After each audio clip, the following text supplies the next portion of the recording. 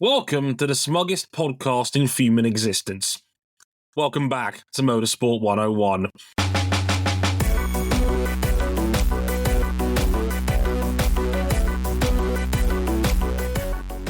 Look, folks, I'm not going to lie to you. I have two podcast co-hosts that are looking unbelievably fucking smug right now, and this is going to be a very long hour. So let's just get this shit over with. I'm Dre Harrison. Welcome to episode 585 of Motorsport 101, and I'm not an Alex Palou supporter. But if I was, I'd be grinning like these two Cheshire Cat-looking motherfuckers over here. Let's get this out of the way. Hello, Cameron Buckley. Now, describe what you're wearing in this moment. Describe your state of being. I can't. It is beyond human words. Human language. I am wearing the Alex Palou shirt that I bought at the Milwaukee Mile last year, where that was a potential title killer round for Alex Palou, where his battery failed, and I was wearing this shirt in the stands. I was wearing this shirt again on Sunday. I think nothing else. Redeemed. You know, RJ, I have to say,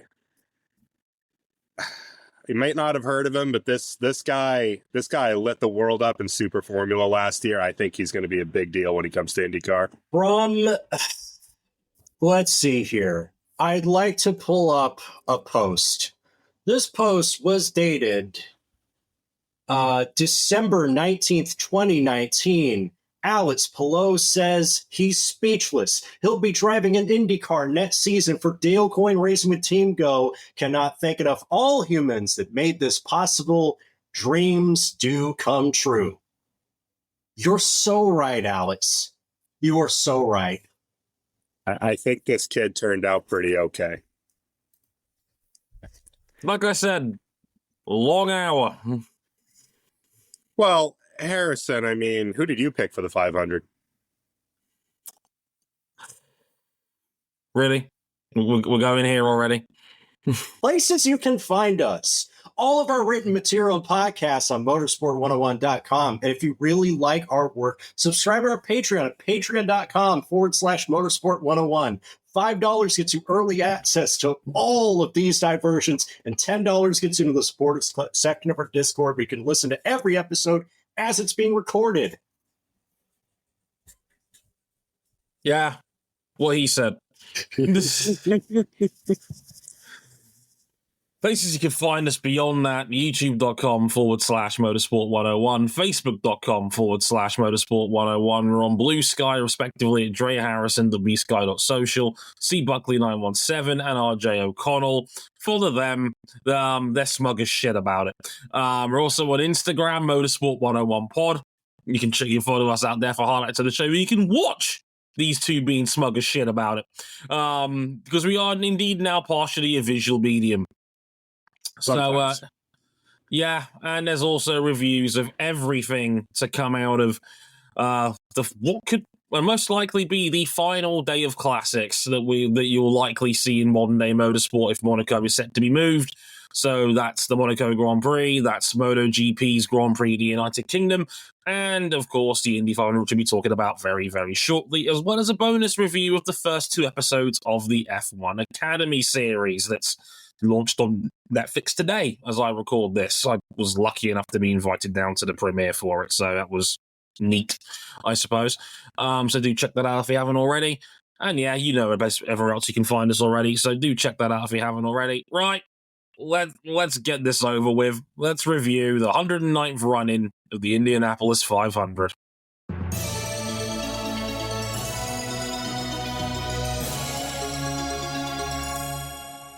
It was a 500 that started with drama before we even had the first green flag of the day, which was withheld due to rain showers past the scheduled 12:45 Eastern Daylight Time starting point, because Scott McLaughlin from the fourth row crashed on the final warm-up lap, spinning out while trying to warm his tires, ending his race before it had even started. It really felt like 1992. And then we had 5 more cautions in the first 100 laps of this year's Indy 500. Marco Andretti, when we finally went green, his Indy 500 lasted about half a mile of green flag racing. He was taken out as a result of the hip check from the true dry Ryan Bull cars checking up in front of him. Then there was a 10-lap caution for rain. Rinus VeeKay crashed coming into the pits with a brake failure. Kyle Larson spun out due to a money ship on lap 92, taking Tiffin Simpson and Stingray Robb out of the race with him. And then Christian Rasmussen spun out on lap 106 just before they were about to go back to green. Rasmussen he didn't spin. He didn't spin. He just four-wheel drifted for a really long time and didn't hit anything. How did he keep getting away with this? I don't know, man. That is one of the best saves you'll ever see on a racetrack. Go back and check it out. The rest of the race stayed clean. Joseph Newgarden for the 11th row clawed his way back into the top 5 before a fuel pump failure ended his hopes of a three-peat. I told you. A similar failure would happen for Ryan Hunter-Reay, who got back on sequence down the stretch and had a genuine chance to take Dry Ryan Bull Racing to victory lane, setting up a 3-way fight for the win between Marcus Ericsson at full power after a short fuel to get back in front, Alex Palou having to hit his number, and David Malukas in the AJ Penske Foyt. Palou passed Ericsson with 14 to go to get to the front and would use the 2 lap-down RLO cars of Louis Foster and Devlin DeFrancesco to lead until the final lap and save as much fuel as he needed. And then Nolan Siegel crashed in the wall, bringing out a caution at the 4th corner to end the race. Alex Palou is finally a winner on an oval and at the biggest race of them all. Gentlemen, thoughts? Before we start, Cam, you might want to turn that fan off. It's a bit overarchingly loud on your end. I don't know why it doesn't normally kick up on your mic like that, but yeah, it's perfect. Carry on. What's there to say? It's the final flourish on the masterpiece has been painting since the start of this season. His 5th win in 6 races. A 115-point lead in the championship going into the Detroit Grand Prix, which I will be at. He is as close to Pato Award in second in points as Pato Award is to Nolan Siegel. In 19th. I like how in the post-race gala, Scott Dixon was trying to convince him to take an all-expense-paid 5-week vacation starting Thursday. Anything he needs. The terrifying thing is he could take that vacation and he'd still probably come back as championship leader. That's right, because there's enough points at hand that Alex Palou could take Detroit off. He could then take the Nets race off, and he would still be in the championship lead no matter what Pato Award or anybody else in this field does.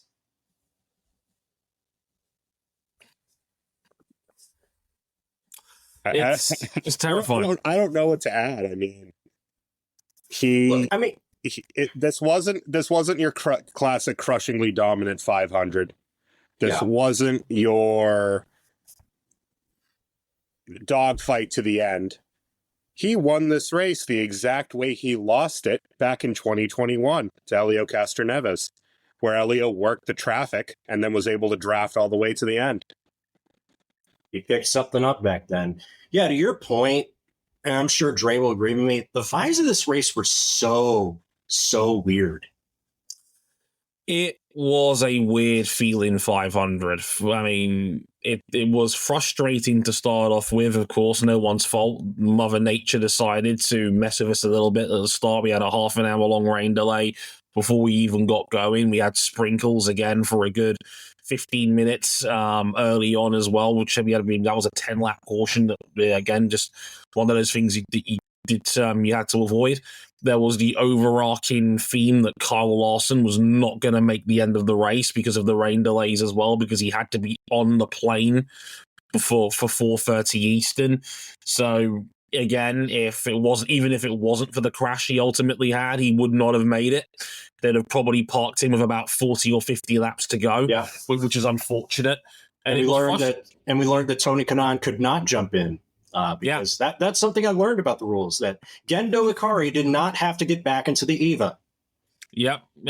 Driver changes are no longer allowed after green. So the moment Lawson took the green, he was committed at that point. So the whole idea about Tony Kanaan being a reserve driver really, like, either McLaren didn't read the rules properly or they did read the rules properly and then were trying to con everybody, because this whole idea about Kanaan being a reserve was always going to be bullshit. Because the only way Lawson wasn't going to take the green to start the race is if there was a huge rain delay, which was never forecast in the first place. Yeah. Then again, it wouldn't be like the first time McLaren's tried to cock tease anybody in motorsport in recent years.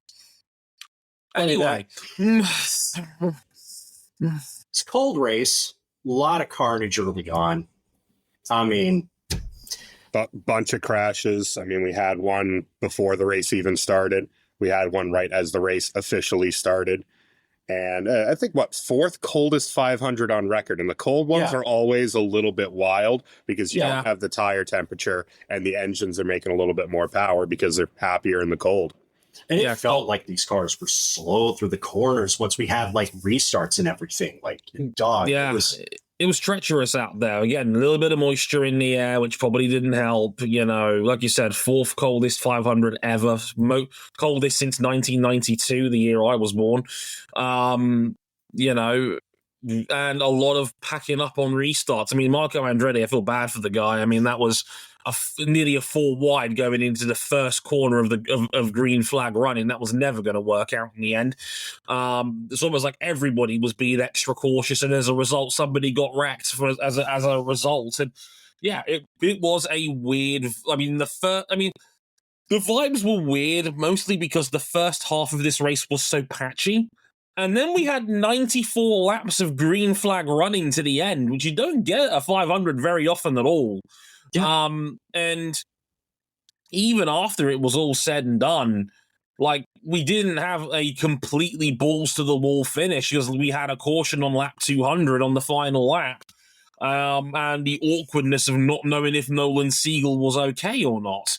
He was, thankfully. Thankfully, he was in the end. But yeah, we only got like a 3-second screenshot of Siegel backwards in a wall, and like, oh well, shit, that's unfortunate. Hey, Alex Palou's what? Isn't that cool? You know, again, TV broadcasting, you kind of have to do it that way, but it's unfortunate how that played out. Bad timing. You had one surprise contender have a heartbreak, which was Ryan Hunter-Reay, who was back on sequence and had a genuine shot at it. Joseph Newgarden, who drove his nuts off to get back into the top 5. And I would have loved to have seen how that finish would have played out if he was still there, but mostly because as well, I think it was genuinely quite hard to pass in these cars in this 500. Yeah. I don't know how much of that's down to the hybrid or how much of that was down to the cold weather or the conditions in general. I'm not sure where you apportion responsibility for something like that, but I would say a little bit of both, because the cold conditions, also with the air being denser, made fuel consumption significantly worse. And Palou talked about after the race, he pretty much spent that whole race fuel saving until the last 5 or 6 laps. There was also going to be portions where a lot of drivers were using alternate strategies to get up the field, and we had to track like the net leader of the race, which you hardly ever do in a super speedway race in IndyCar. No. And again, it got more confusing because he didn't get a caution late on to shuffle the pack around. Once we got to lap 106, we were green the whole way through. So we had to spend a lot more time in green flag running, working out who was on strategy A, who was on strategy B, who was the net leader, and again, you even Alex Palou admitted after the race itself that he was telling his team, sod the fuel save, because he was adamant there'd be at least one more caution that never came. And it's the way it played out. Marcus Ericsson was in the lead of that race with 15 to go because he was able to get back on sequence with a short fill. And that's ultimately what gave us the final battle. And Palou sending it down the inside with 14 to go. It was a brilliant pass, and Marcus was mad at himself for letting Palou get away with that one, essentially. I will throw my 2 colleagues a bone here for a second, because they've been smug as shit, and they've not been smug enough compared to what I thought they were going to be. As you said, Palou has been painting. If anything, 2025 is not doing him enough justice. He's been painting a masterpiece in IndyCar since 2022, really. And he's been the best driver in IndyCar pretty much since then, barring a team scandal, sadly, of his own making, really. Beyond that, he's been the best driver in the series ever since. Yep. This oval win was coming. This was not a fluke. This was not a weakness in Alex's game. He just needed the right set of circumstances to make this work. Yep. And it's not like Palou got there on strategy, or he got there via an alternate plan or some kind of shenanigans to do it. This was consistent with the way this race had played out over the last fortnight of prep. He was one of the strongest cars all fortnight long. Had a 233-mile-an-hour run on day one of the time trials. Was top 6 to start off with. Was consistently fast. Toe, no toe. The conditions didn't matter. Palou was up there in every circumstance. It's like when Marcus won it in 2022. People say, oh, is this a fluke? He's just an F1 guy that got lucky. You look back at those times, Ericsson was top 10 in every practice. In every session, he was in play as a contender. People just didn't pay attention to it because there were bigger names at the front. Yeah, there were bigger names within his own team back then. But this year, Alex Palou could not go under the radar. Well, like you say that pretty much the whole way through this race, it was beware the man who lies quietly in wait, because he was just in 4th to 6th basically the whole time, just saving fuel. I don't think we saw him at 100% at any stage of that race until he slammed his car up the inside of Ericsson in turn 1 to take the lead. By the way, he needed to, because with Ericsson on newer tires with less fuel to save in that final stint. No fuel to save. He was full power the whole time. But critically, like 2021, you could get to the front and save fuel because the front wasn't the front. The 2 RLL cars of Louis Foster and Devlin DeFrancesco were towing the lead pack around. They were hoping for a caution that never came so they could cycle back into the queue and maybe have a chance to gain more positions. That ultimately never happened. Yeah, the RLL cars weren't so slow that the whole pack just drag raced them. They were fast enough to lead on merit. Yeah, once they were there, the chasing pack couldn't get past them. They were just there swapping around. RLL had generally a pretty good 500, all things considered. They weren't elite. I mean, Takuma Sato had more laps than anybody else. I am very sad. Takuma Sato looked like Unk still had it all the way through the first half of this race, really more. He led 51 laps of this race, more than any other driver in the field, and it was all legit. He was the number one man on the Alpha strategy for the first half of the race. Mm-hmm. Unfortunately, he slides in too deep on one of his pit stops, misses his cue. The stop is slow anyway, and he just plummets all the way down the order. I'm telling you what, 9th place does not really reflect the quality of race that Takuma Sato had. We don't know how many more of these he's got left in him. Again, appreciate the performance that he put in this week.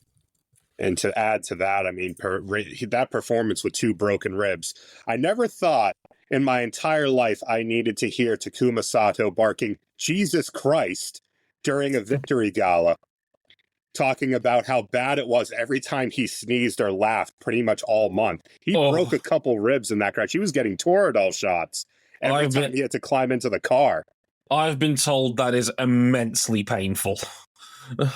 Like coughing or sneezing when you've broken a rib is apparently excruciating. So driving a race car at 230 miles an hour sounds like a terrible fucking idea. There's a few things I want to mention as the minor stories. Another one was, and let me rip the Band-Aid off this one because I've been rinsed for it enough as it is. I picked Scott McLaughlin to win this race, and for the second time today, we had someone on the grass on the side of a racing track crumpled over in a heap in tears. We'll talk about the other one later on this week, but That's gutting. Because, like, I wanted to see what McLaughlin could have done in that battle. Because you mentioned it, Joseph Newgarden had a hell of a race car. How would Scott McLaughlin have done, knowing that he didn't have to start as far back? I really genuinely thought this was going to be the year for McLaughlin from day one. I picked him for both for a reason. He's gotten better and better every year he's been in IndyCar. He was one of the few people who could take the fight to Palou legitimately last year.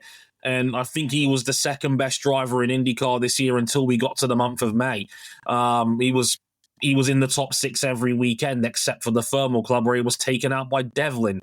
So I thought I thought I was on the right track with this pick until that practice crash that happened, and that kind of derailed his weekend. And then, of course, that happened. I mean, look, he's not the first person to do it. He won't be the last. Yeah, I don't think he needs me to tell him that was embarrassing, because he's probably, whatever I say, he's probably not going to be anywhere near as bad as what he's probably already told himself for doing what he did. And, you know, also from 22 years ago. Indeed. And, you know, it was the cherry on top of a trifle made of dog shit for Penske over the last 2 weeks, all things considered. Just a horrible, no good, terrible, embarrassing 500 for Team Penske. And their best car was 16th in a lap down. Yeah, and lucky to get up to 16th, given we have not ripped the other bandage off of this race. Yeah, I mean, even if when you go over to the Coke 600, somehow Penske's month of May gets even worse, given they had one competitive car over there, and Ryan Blaney got terminated by Daniel Suarez late in the race. Yeah. You know, last year they won our Beat 'em Down Excellence Award for their month of May.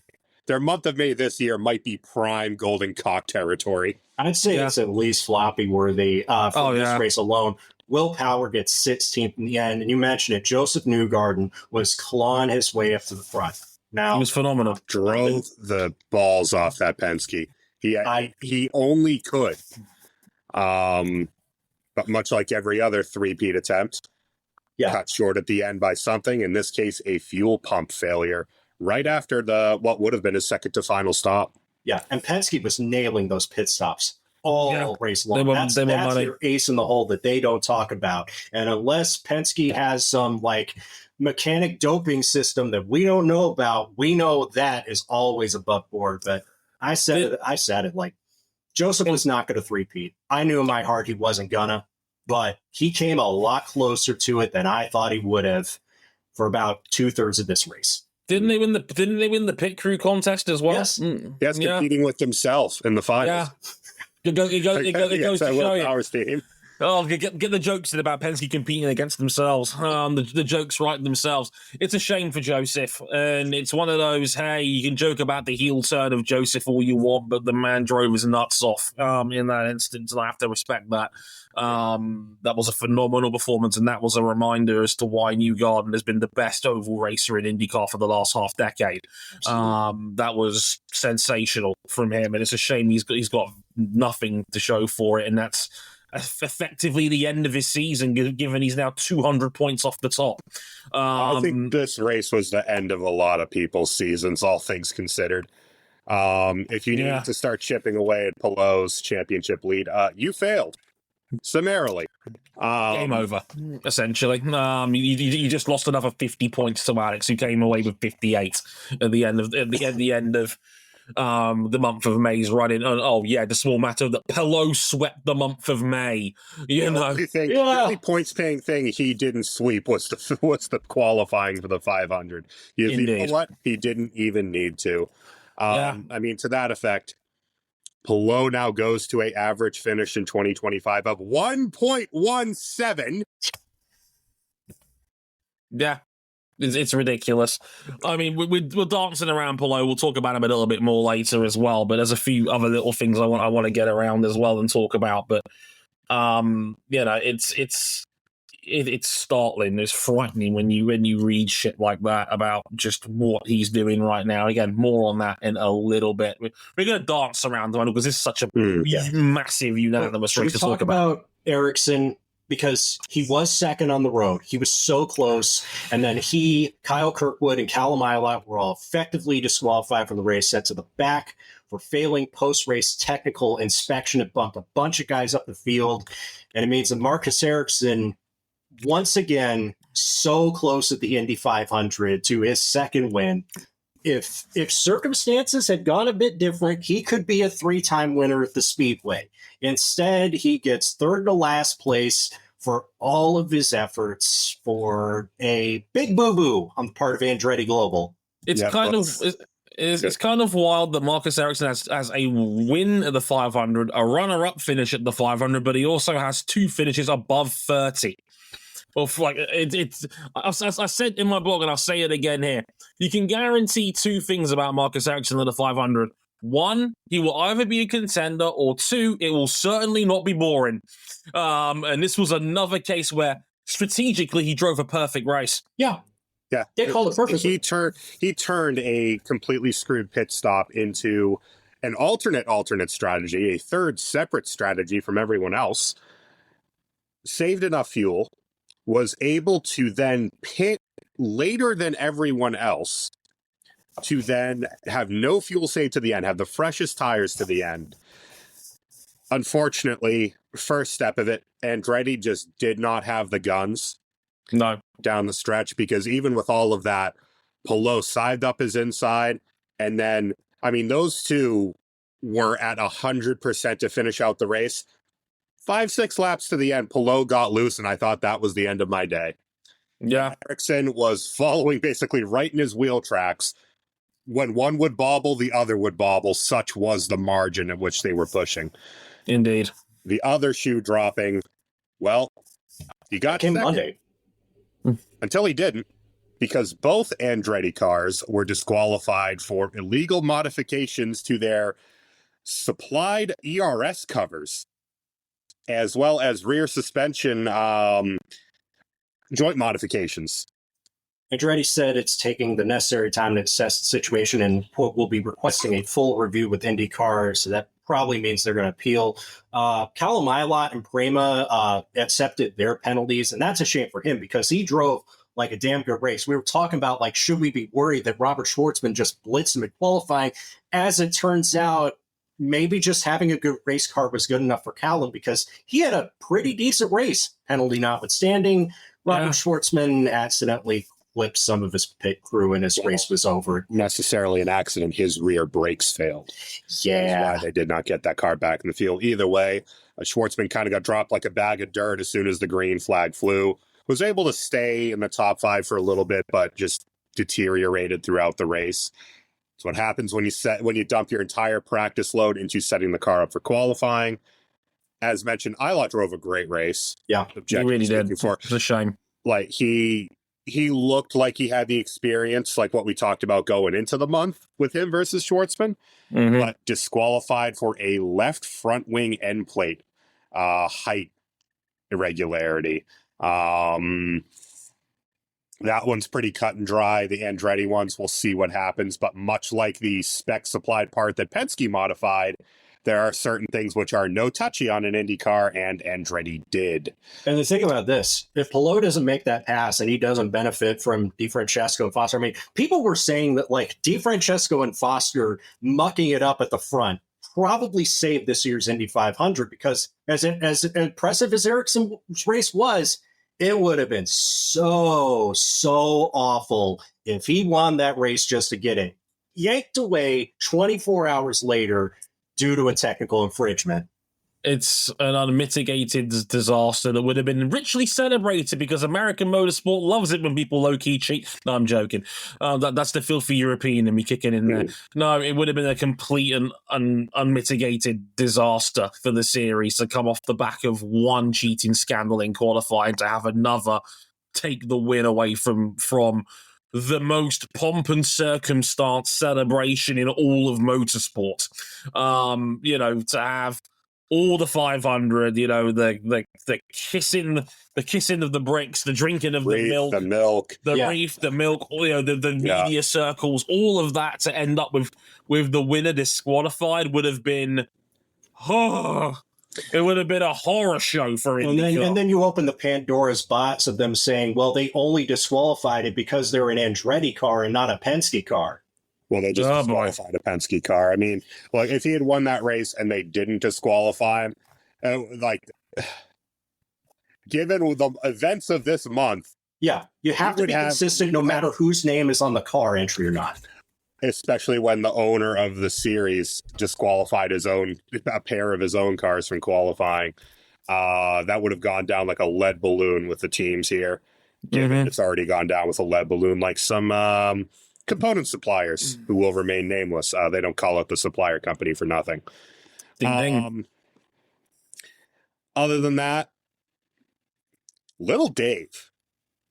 I told you, all he needed was a healthy wrist and a chance. A year ago, this man had one hand and no ride. He just finished runner-up in the Indy 500 and beat Santino Ferrucci in his wheelhouse. First time of asking in the same team. Ferrucci keeps his top 10 streak alive, but man, David Malukas, top 10 again for Ferrucci, but David Malukas, I mean, his career pretty much hung by a thread, because even if he did get a ride, even if he did heal up, would he get another ride as good as the one that he got unceremoniously cut from at era McLaren again? This AJ Foyt ride isn't really that. Well, AJ Foyt is good at one place and one place only. But if you're going to be good at one place and one place only, it better be the Indy 500.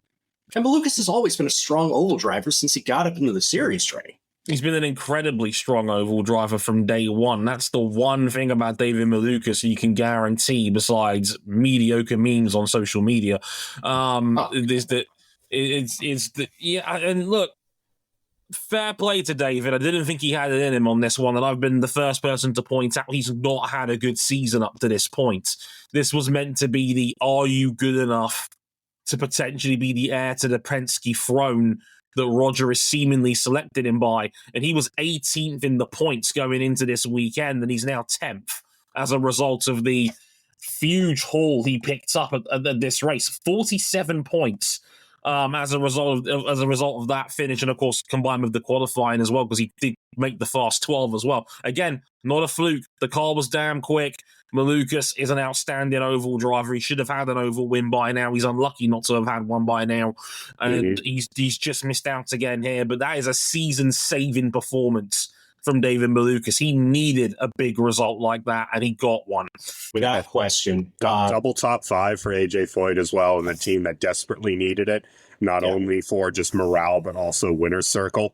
Those points may come in very handy at the end of the season. I was going to say as well, most underrated man in the entirety of IndyCar this year with another outstanding result, Felix Rosenqvist. Oh my God. 4th after penalties? Why is no one talking about the fact that Felix Rosenqvist is not just 4th as a result of this race? He's now, I think, 4th in the championship. He's 4th in the championship. Look, it's a mile and a stretch from him to look Alex Palou like it is for everybody else, but he had a damn fine week at the Indy 500. Good. Remember, good all month.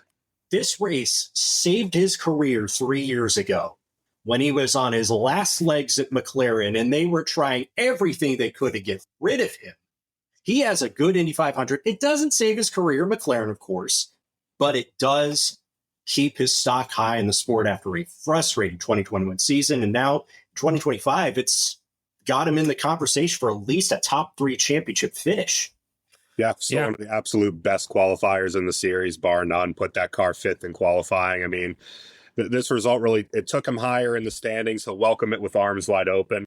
Tires were looking a little weathered at the end of that race, but good job. Boo! Boo! You swat! Jesus Christ. You know, there's a man who wasn't here to finish 2nd again, and he didn't, because he finished 3rd. My pick, Pato Ward.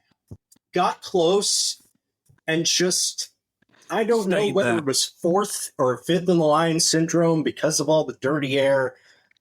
He just didn't have it this race. I don't understand why. He flew by Rosenqvist like Rosenqvist had blown his engine. I'm like, okay, here we go. Yeah. That was it. That was a moment that I thought he had. I thought that was Pato's go moment, and it just didn't get any further than that. It just stopped there. He couldn't get by Malukas. Again, the strength of Malukas' car, pretty much the only thing that could beat him was alternate strategy and Alex Palou. He just ran there for the whole race. He was just top 5 and not really any better. Yeah, it's like Pato's car was like, I think Cam's spot on. I think Pato's car was top 5, top 6 worthy pretty much all fortnight, but never number 1. And that was probably the biggest issue with Pato, was that he never had the outright fastest car here, and that's probably what ultimately held him back.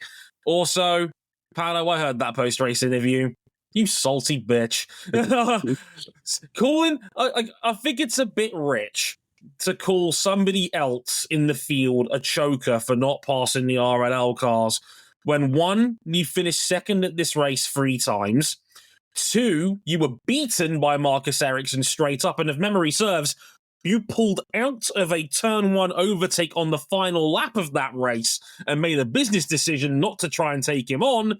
And in the year afterwards, you dive-bombed him down the inside with 7 to go on the freshest tyres in the field.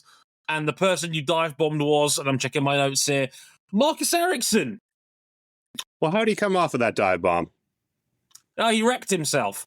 Now, call me crazy, I think that's a much bigger argument to being labelled a choker than not passing 2 genuinely quick cars that were still on the lead lap.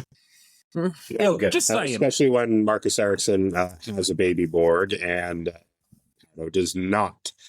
Can I read a sequence of tweets from May 19th, 2024? Sure. So does Andretti drop Ericsson at the end of the year and make a run at Illot? He's used a setup for Rosenquist a bunch, clashed with Herta, missed lap 4 here, and has struggled with pace. Shrug emoji. Well, this month was pretty good from Ericsson, disqualification notwithstanding. Yeah. The rest has still been mid to bad. Yeah, like there is an air of more than 2 things can be true at once. Ericsson initially had a great 500, but we are also still talking about a man who is currently sitting 20th in the standings. Yeah, that penalty really took the wind out of his sails, and it wouldn't have made much of a difference, but like... Colton Herta ends up as best Andretti by doing absolutely nothing. He is still a distant 9th in the standings. I mean, there were a lot of upset contenders. Takuma Sato, we talk about. Connor Daly, for stretches of this race, was the number 1 man of the A strategy. For Yoko's Hollinger Racing, he got the stone cold pops from the crowd every time he drove to the front. As expected, it just wasn't to be, because bad luck Connor is never not around the corner. Yeah, to last stint, his right rear tire just fell apart on him while he was net P2, and he had to bail out earlier than he wanted to. Ryan Hunter-Reay. Ryan Hunter-Reay in a pit stop practice chassis that had no speed in clean air, jack shit in clean air, was drafting those 2 RLL cars right to the end, ran himself 1 lap too long, and ran the car so out of fuel that it unprimed all of his fuel lines, and the car died. Brutal. A miscalculation on the math screwed him. That was so... It's sad, honestly. It was genuinely hard to listen to Connor Daly's radio as his tyre was falling apart towards the back end of that penultimate stint. It was scary hearing the man panic saying, "Hit me or I'm going to crash," essentially. He was 20, 25 miles per hour off of the cars around him, going into the corners, which at that point is a hazard, but he had no choice. He still got a better net result out of it than if he had pitted early, but that's just the way the race broke for him. Mm-hmm. He's still really good here. Yeah. Oh, yeah. That's crazy. He doesn't need ECR setups to be good around here. He genuinely had a top 5 car on race day that could have been a contender for the win if he was able to stay on sequence, but he just lost so much in the back end of that penultimate stint. He was never able to recover back to that lead group. I'm going to talk about Fox a little bit, and you know what? Fair play to Fox. This was the big deal. This was the reason why we were all here, and this was the reason why we were all excited about them taking over the coverage of this series. 7.05 million viewers, more than the Daytona 500, and the most for an Indy 500 since reunification in 2008. Yeah, and actually, this has been revised today to 6.087 million. Okay, it's a slight bump, It's still better than the Daytona 500. It's still the best showing since '08. When this sport was frankly in its death throes. And think they did all that without a functioning timing tower or functional coverage for half the race. There's so much that's weird about this broadcast because, like, the user interface, as we mentioned, the timing tower was just glitchy all day. We watched the international feed. We'd have cars swapping positions back and forth that really didn't swap positions. That was generally off-putting. It went out for a good chunk of the first half of the race. It went out at the speedway for the first chunk of the race, for that matter. That wasn't great. We still agree that while Will Buxton is doing a pretty good job, he's not Lee Diffie. He, by the last, I would say, third of that race, he was falling into the, I don't have any energy anymore. I'm going to fall into cliches and aggrandized statements. It wasn't all bad. No. But chunks of it were not so good either. And the thing is, the other half of the 1100, and hilariously, Kyle Larson didn't even make 600 miles across both races. Mm-hmm. Later in the day, NASCAR had its first race on Amazon Prime. Now, I won't say it's perfect. The user interface for that is good on 4K TVs and nothing else, but it was really nice on my TV. Yeah. But I watched that broadcast and I thought, this is the best American racing broadcast I've seen in the last 10 to 15 years. Because they knew everything that Fox has done in NASCAR and IndyCar thus far this year to shame. It's incredible, like, just what can happen when you have the endless bucket of money that Amazon Prime Video can dump into a sports broadcast. And that's implying that Fox doesn't have infinite money to whip at sports broadcasts. Yeah, they do with other ones. They blew it all on weird AI synthetic ads of Michael Strahan pretending to be a race car driver instead of a football driver, which was just weird. I didn't care for that. Yeah, I was gonna say, like, I have to give Fox some due. They threw the house at this, like, and to the point where it actually got a little bit obnoxious because Derek Jeter and A-Rod don't normally show up for a 500. Rob Gronkowski doesn't normally show up for a 500. Nick Wright and Maurice Jones-Drew don't normally talk about IndyCar on First Things First. You know, Tom Brady doesn't normally roll up to do the lap behind the safety car. Fox pulled in a lot of favors. You know, a lot of party favors. The winning wreath of the 500 is spoiled forever, being worn by Nick Wrong. Right. He's hyping up Stingray Robb as a man to watch on First Things First, and I'm sitting there going, "That's so Nick Wright. That is such a Nick Wright take." Dude, did you see where Tom Brady posted to, like, one of his socials that he was like, "I was just happy to get one more successful drive in front of a bunch of Colts fans." Yeah.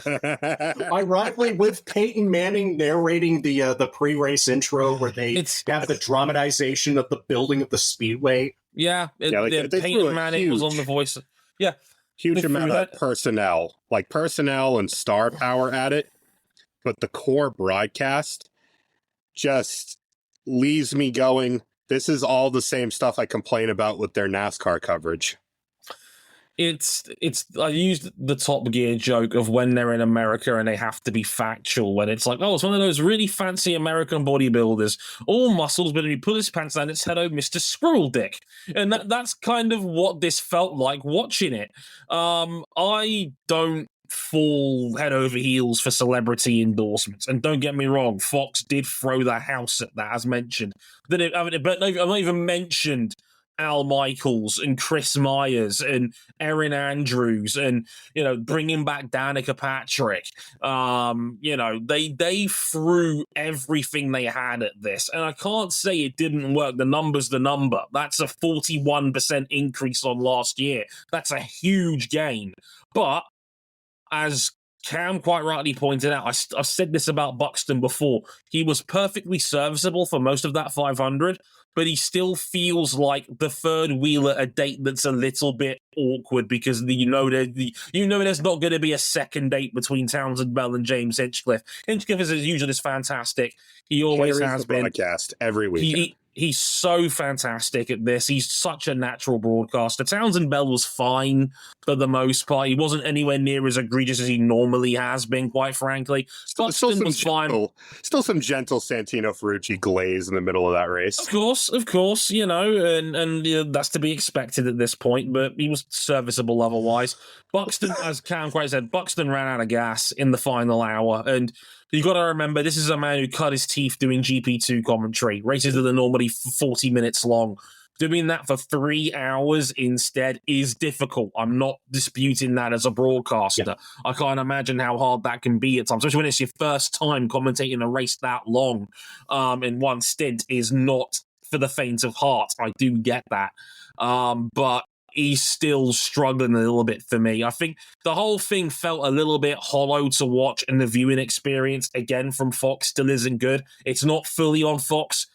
IMS Productions truck has been shit all year, and I'm tired of defending them and them not getting the flack they deserve because their timing towels and their broadcast graphics have been bad all year long. There's been consistent timing tower and glitching and errors all year long. We're in May. How is this still happening? Quite frankly, like this, it's unacceptable for a broadcaster of their size that they're making these mistakes. You had months to get this right with Fox, and you're still screwing up. It's not acceptable, and as an audience, we should deserve better.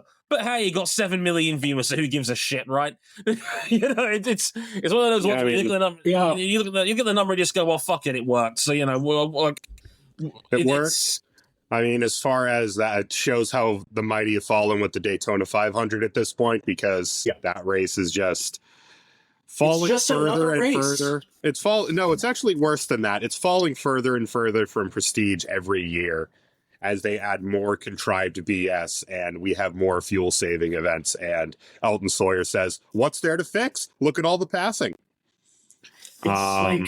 It's like NASCAR now realizes how frustrating it is to not pop as big a number as the competition when you have either a good race, a mid race, or a terrible race. I'll say a couple of extra points that I want. I'm going to be, like I said, I'm going to be fair. I've been critical of some of the Fox elements. A few people I want to give some flowers to. James Hinchcliffe, again, outstanding as he is year on year. He is the best thing about IndyCar's broadcast team and has been from the moment he joined that crew. Jack Harvey did a very solid job juggling driving duties while also being a part-time broadcaster in his own right. Yeah. Jamie Little was superb.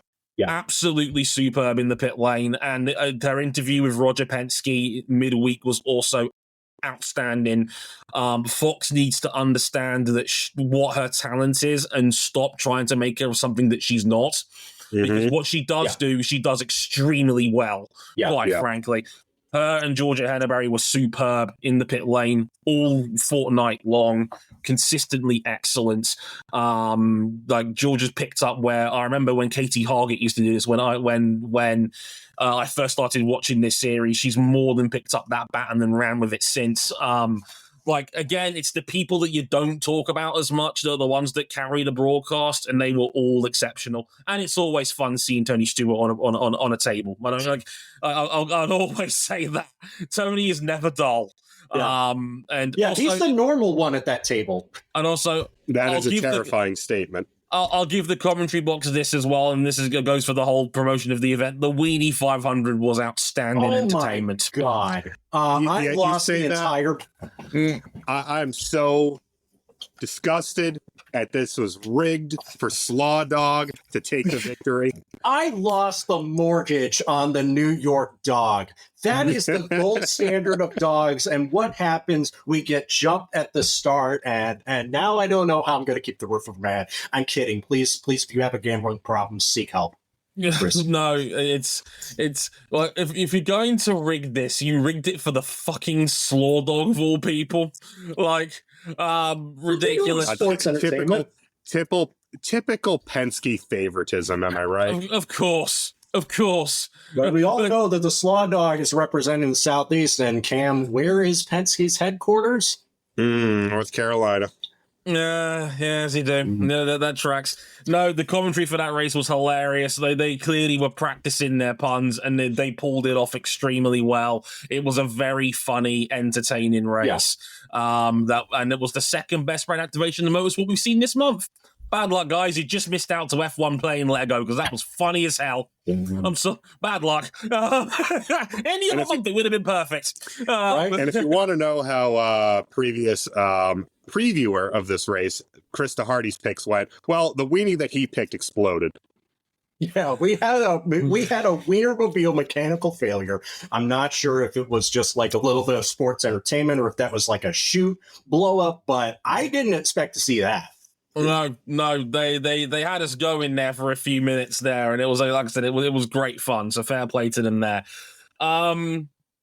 Just to put a neat little bow on all of this, of course you've got to talk about Alex Palou, and I think I'll grab this one first because I know what you two fuckers are going to say right off the rip. Argue with the wall. No, and I hold my hands up. I had no idea who Alex Palou was when you two idiots recommended him on this podcast, when he had just won at Super Formula in Fuji back in 2019, where he beat the field by 13 seconds, and you said he's going to IndyCar next year, and you thought, hang on, this kid might be something. He qualified fast 12 on debut in his first attempt to win this race, and I still didn't see it. He goes and joins the number 10 at Chip Ganassi, the fabled number 10, and I thought he's probably just going to be another notch on the bedpost because they'd ran through so many people trying to make that number 10 work, from Felix Rosenqvist to Ed Jones. Tony Kanaan, of course, was at the back end of his career by the time he moved on from them. I don't think even these two bumbling fools would have ever imagined Alex Palou would turn out to be this. Absolutely. Look, like, you don't win that first race in Super Formula in those conditions without being a bit special. No, and I didn't believe it. This is like 10. This is just when you think he has his ceiling, he punches up a skyscraper above that. I mean, he was in the final running for Driver of the Year on this podcast in 2023 and lost out to the statistical greatest Formula One season we've ever seen. His average finish was what, 5.3? Yeah. It's 1.17. What more can you say that hasn't already been said? I mean, look, he's putting together a Nobody's Perfect poster, an IndyCar, a series designed for that to not be possible. Like, and he had ticked every box you could imagine in IndyCar going into this year. And look, if you ever want a message about how the powers that be looked at this series, who got the first advert on TV when Fox picked up the series? It wasn't Alex Palou, it was Joseph Newgarden. Don't get me wrong, there was perfectly good reasons for that. Joseph is one of the best in 500 history. He's top 6 on the all-time wins list. He is going to end with an incredible career if it ended tomorrow, and he's an incredibly handsome, marketable face of the franchise. Totally understandable. So, you know, I get why Newgarden was that first pick, but Alex Palou was next in line, and they did a very good job of telling people the exact scope of Palou's career. A professor of precision, someone with an unbelievable nous and knack for racing, but also the key line in there in the middle of that advert. This is why he's a grown man haunted by milk. Mocking the fact that he had not won the 500 yet, the one piece of the puzzle that he was missing, the fact he had not won on an oval, the fact he had a couple of second places on ovals but had never actually won one. He did it. He did it. He finished second. He finished second to one man beat him in 2021 at this race, first time of asking for Ganassi. A man by the name of Elio Castroneves. who, by the way, had a pretty good Sunday as well. Not arguably, statistically, the greatest driver to ever grace the Speedway. And it's one of those things where I wasn't sure. I mean, look, the signs were there. He nearly beat Helio on his second attempt when Helio won his fourth. He used to be the all-time pole position record speed holder. He was the first man, to ever do a 234-mile-an-hour run in the pole position run in this Speedway's history. He's always been in the mix, but he would never quite gone over the hump on that one. And this was the one. He was pretty much flawless for the entire 2 weeks that we run this race in prep for the big dance, on top of being virtually perfect on top of the entirety of this season as it is. And to all those out there that suddenly want to get in my blue sky mentions, I give you a message. Alex Palou does not need Formula One to validate his greatness. He's never needed it. He definitely doesn't need it now. That door is closed. He doesn't need to be a Formula One driver to prove himself because he's already one of the greatest IndyCar drivers the series has ever seen. Yeah. And this 500 seals the deal on that. He is the Dario successor. Simple as that. If he you have your heir. If he retired right then and there, he's one of the 20th greatest drivers in the sport's history off of his resume. I don't think he's number 20. No. He's got one hand on a 4 faster cup in 5 years. It's like he's speedrunning Scott Dixon's career. By the way, lost in all of this because of how his race went. Did we all just forget that Scott Dixon just set the all-time IndyCar Ironman record for the most starts? Unfortunately, it almost wasn't a start because he had a left rear brake caliper failure. At the same time, Scott McLaughlin walled it. We thought they were related, but they were too far apart on the grid to be related anyway. And very, very bad day for Oceanic Scots. Very, very bad day. Very bad. A shame because Dixon's car was arguably just as fast as Palou's up to this point. He had a quick car in the race, but 3 laps down to start your day.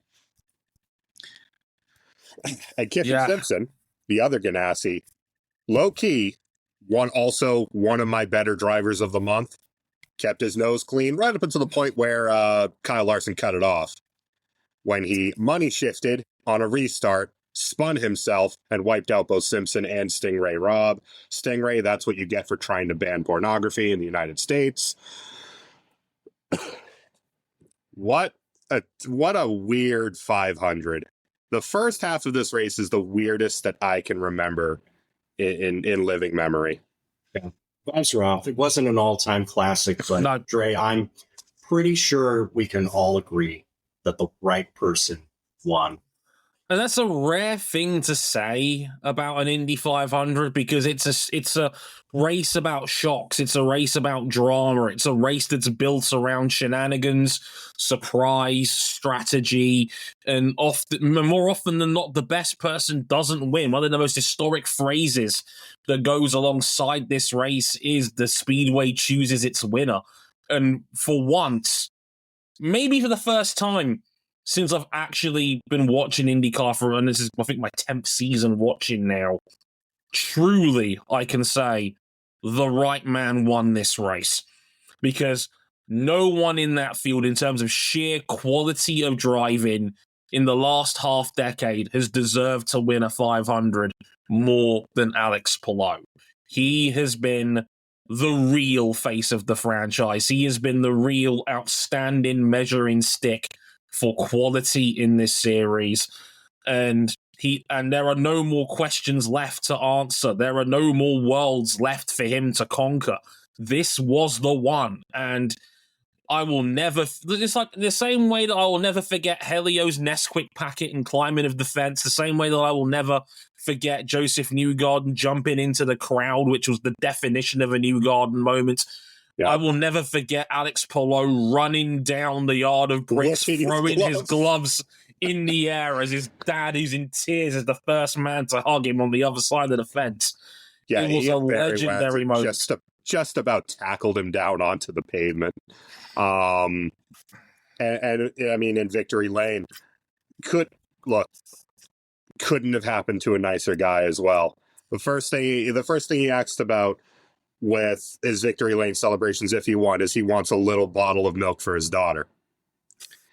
He raised the milk before he didn't dump it on his head. The rare actually drinking the milk. Because my previous boy, Simon Pagino, didn't drink a sip. He just dumped that right on top of his head. Didn't have a care in the world. So waste of good milk. But not only raised it to his entire team and Chip before he sipped, but then in reference to what has happened between him and Ganassi and McLaren a couple of years ago, in the victory gala the next day was talking about how like all he can do is keep trying to win races as a thank you and I'm sorry to this team that has been giving him rocket ships for the last couple of years. It's so easy to forget he nearly blew this all up for an F1 seat that he thought was there that probably was never there at all to begin with. And he still feels like he owes this team something after all the drama and chaos that there's no getting around it. He put them through. Mm-hmm. And the reason why I think ultimately Chip stood by him was because he knew how fucking good he was. And get a return on that investment for those court dates. And at this point, Alex, I think, has more than atoned for his previous sin because look at what he has given back to that team. He's put the DHL car at the front of the field. He's won Chip 3 Astor Cups. He's probably going to win him a 4th by the end of the year, and who knows how much more. But he's also got Chip another 500 win, his 2nd in 4 years. Yeah, it's an incredible accomplishment for a driver that, quite frankly, is every bit the company man and ambassador for the series that we say others are. I just think that I think he gets a bit of a bad rap for being he's like the Luke Humphreys of IndyCar compared to darts, where it's like he's almost too nice for his own good, and people look at that like it's a sign of weakness for some stupid reason. They can say that. When he put the visor down, I mean, when he passed Ericsson, that was as last second as you get going, you are going to give me this corner or we're both going out of this race. He is a killer when he puts the visor down. And then when he takes his helmet off, he is the nicest, the most disgustingly nice man. I can endorse that too. Yeah. And was talking about, I mean, after the race, went to sleep and then he woke up at 3 a.m. and couldn't process it. Bless him. And then the terrifying thing about all this is, the most terrifying thing about all this, he's 28. Yeah. He's got 15 more years of this if he wants it. Yeah. 15. And he's the most talented driver IndyCar has had probably since Joseph, and Joseph was special in his own right too. Mm-hmm. Simon Pagino, to a degree, was special. His prime window was short, but when it was there, it was mighty. Scott Dario, like in terms of just if Alex Palou is now the all-tool driver, where he can replicate this on the short ovals, he is your Dario regen, except maybe even better. And as a Dario fan from long ago, that is a terrifying statement. What a talent. What a driver. And Chip likes winners. It's as simple as that. He's got one. Safe to say he's got one. IndyCar is back this weekend. Hey, did you forget? This is when the titles campaign gets busy. This is when we come down from the high and we remember Detroit from last year. Yeah, we're really encouraging people to tune into Detroit and keep these numbers up. I'll be there. I'll say hi. Yeah. One thing I can guarantee, it will not be boring. No. There's one thing we could say about Detroit. It's never been dull since we moved over to GMHQ. So you keep your eyes on that for this weekend. We've also going to have a Formula One review next week because we've got the penultimate Spanish Grand Prix at Barcelona. It's going to be around for 26, but probably not more beyond that. That'll be one to keep an eye on. Flexi Wingate. We'll talk about that a little bit more in the F1 episode coming up next. But until then, I've been Dre Harrison. They've been Cameron Buckley and RJ O'Connell. Thank you very much for listening. And until next time, in the words of Lee Diffie, hello, Palou. Later, y'all.